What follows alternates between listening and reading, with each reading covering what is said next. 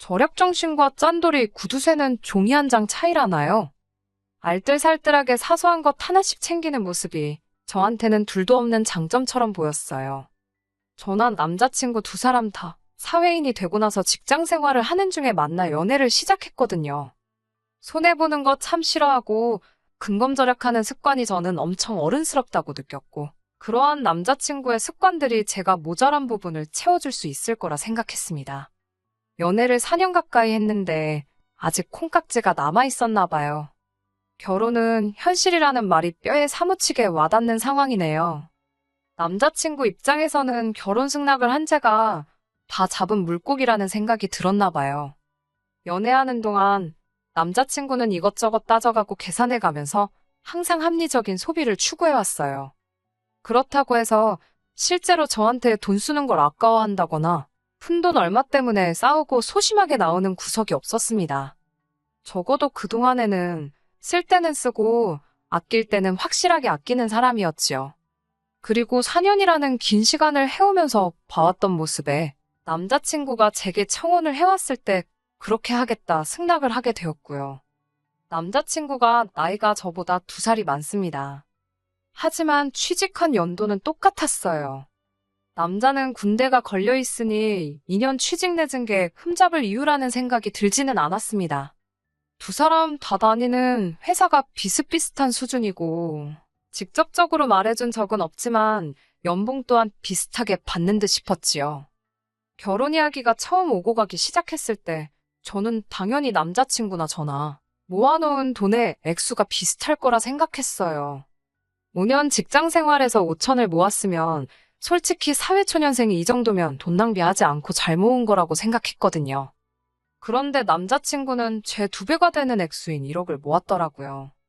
데이트하면서 뭐 비싼 선물 받아보거나 좋은데 여행 가본 적은 없지만 서로 비슷하게 지출을 했는데도 그 정도를 모은 걸 보니 참 대단하다 싶었습니다.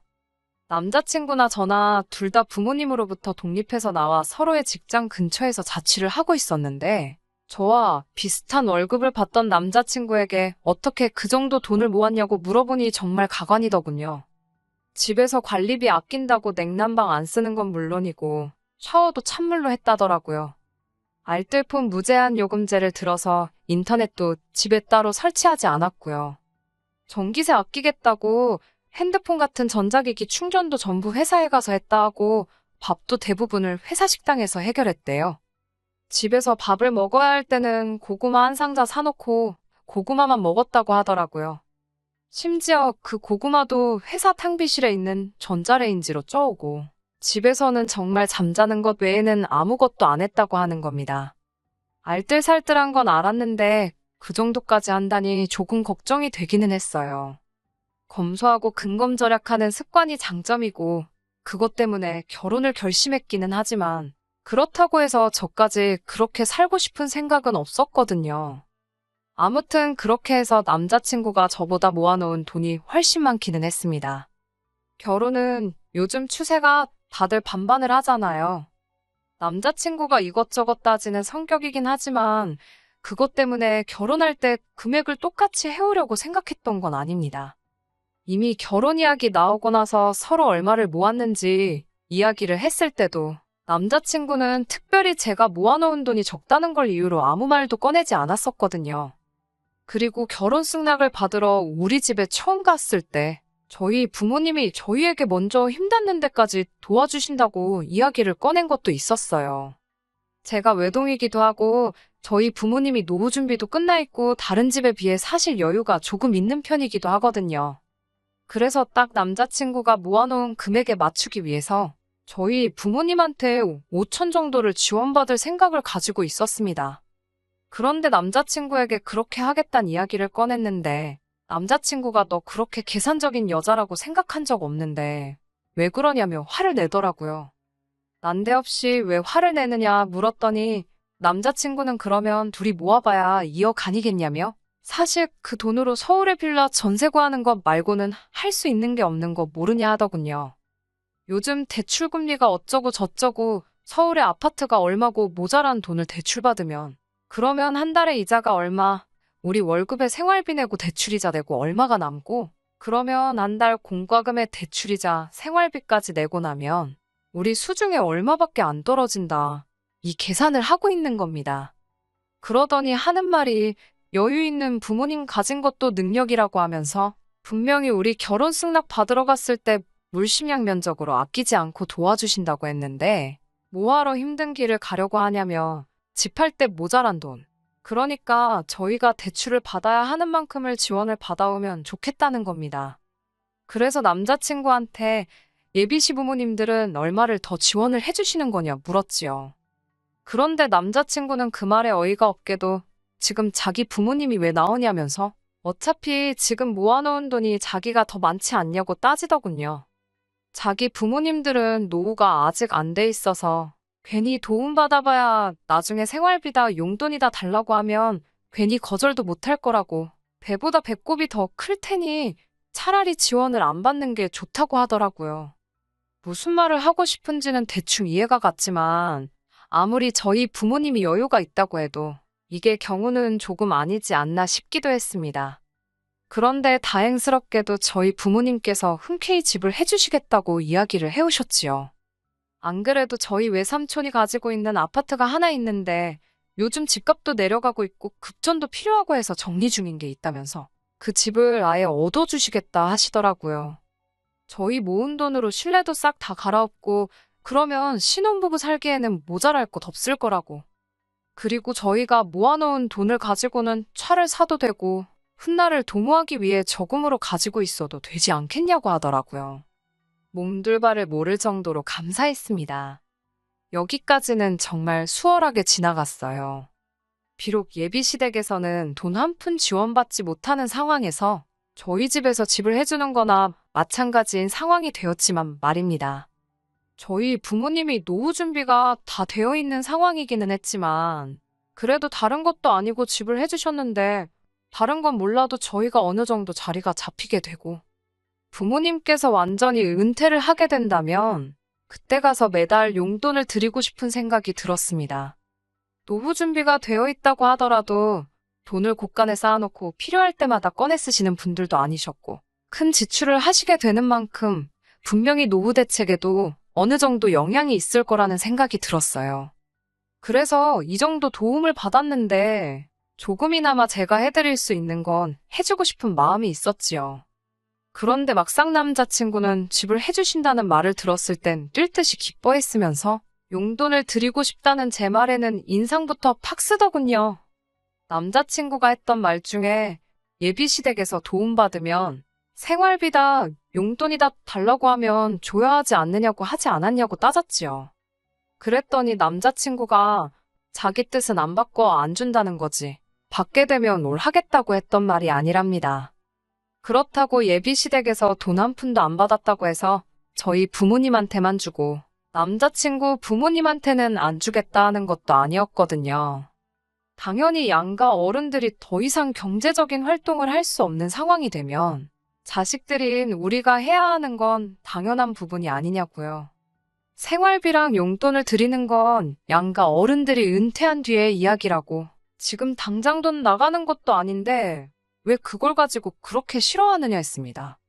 그러니 남자친구는 무언가 고민하는 척을 하더니 말도 안 되는 제안을 해오더군요.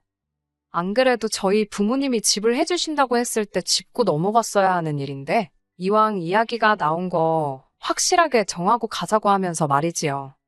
뭘 물어보려나 했더니 진명이는 어떻게 할 생각이냐고 하더라고요.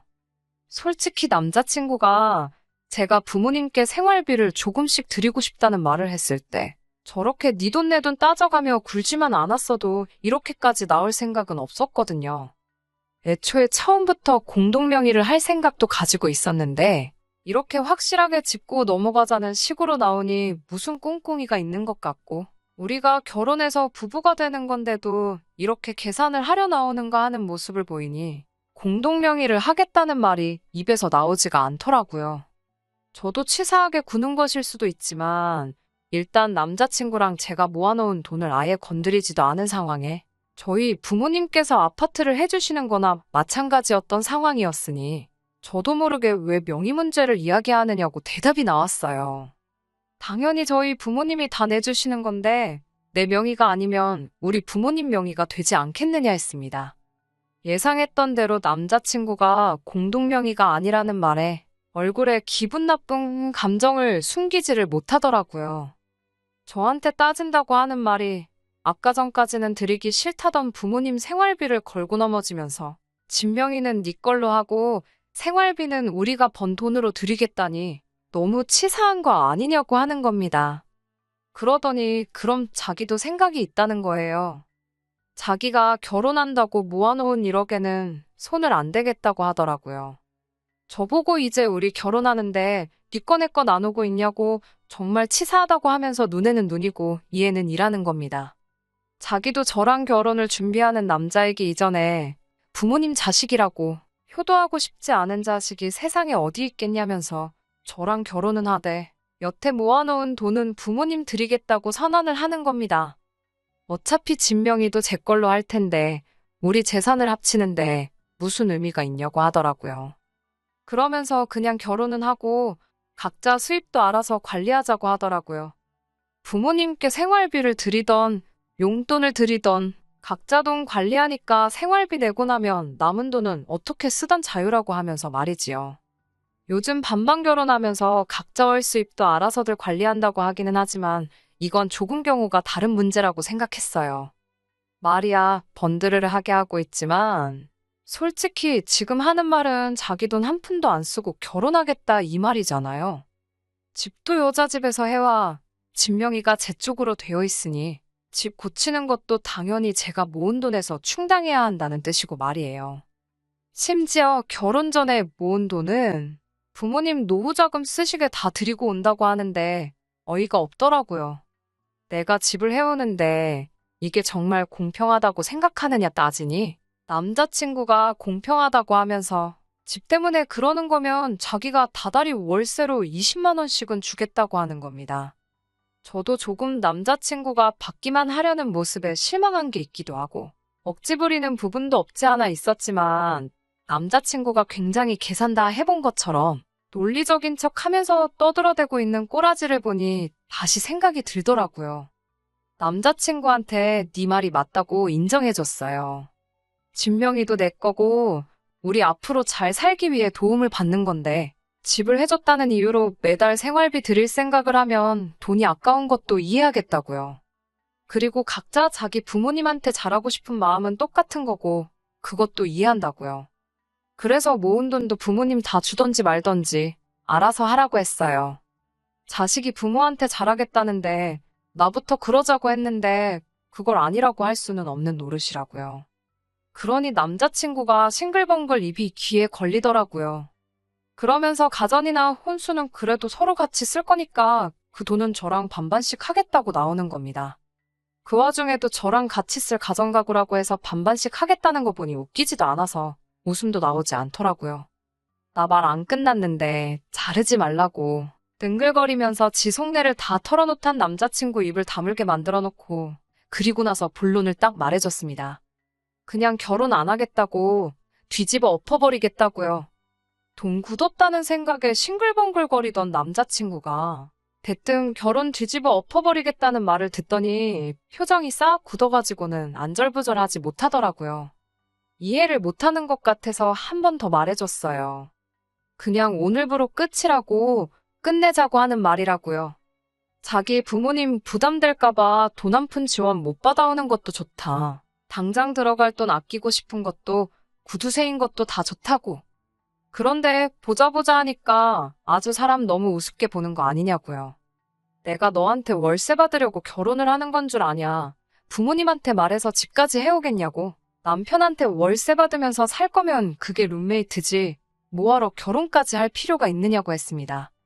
네 거 내 거 알아서 다 따로 챙기고 월세 내고 내 집에서 얹혀 살겠다는데 나는 룸메이트 필요 없으니까 네가 모은 돈 네 알아서 하고 그냥 결혼도 하지 말자고 말하고 자리 박차고 나왔습니다. 그리고 어디 한번 서울에서 20만 원짜리 월세 아파트 잘 구해보라고 했어요. 그 와중에도 돈 아끼고 싶어서 어디 20만 원을 월세라고 줄 생각을 하고 있느냐고요. 쫓아와서 사과하면 풀릴 줄 알았는지 한참 지나서 저 먼발치서 쫓아와서는 자기가 잘못 생각했다며 다시 생각해보자고 월세를 2배를 더 주겠답니다. 20만 원 주기로 한 걸 40만 원 준다고 세상에 반성을 하고 싹싹 빌어도 모자랄 판에 흥정을 하고 있으니 어이가 없더라고요. 뒤꿈치로 남자친구 발을 비틀듯 콱 밟아주고 왔네요.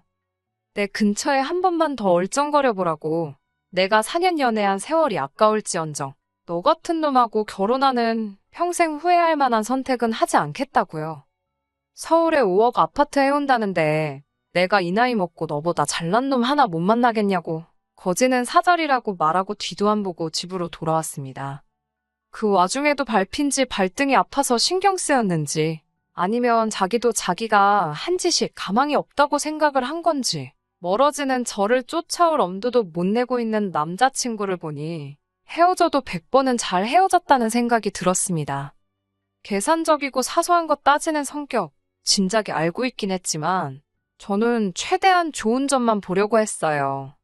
결혼하면 아마 두 사람의 서로 다른 성격이 시너지를 일으킬 거라고 생각했고 서로의 단점들을 보완해 줄 수 있을 거라 믿어 의심치 않았거든요. 그런데 그냥 지 속은 챙길 거 다 챙기고 싶어 하면서 남의 주머니에 지 돈 들어가는 거 아까워서 견디지 못하는 구두쇠 짠돌이었다는 걸 그 본질을 깨닫지 못한 제가 참 바보였네요. 그래도 마지막에는 속 시원하게 단칼에 잘라낼 수 있어서 다행입니다. 결혼을 못해서 안달이 난 것도 아니고 오히려 시간적 여유가 생긴 것 같으니 부모님한테 잘하면서 천천히 조급하지 않으려고 합니다. 좋은 짝이 있다면 제가 찾을 필요도 없이 제 옆에 나타날 거라 믿으니까요. 끝까지 들어주셔서 감사합니다. 오늘의 사연은 여기까지입니다. 구독과 좋아요, 알람 설정 부탁드리고 더 좋은 사연으로 다시 찾아뵙겠습니다. 감사합니다.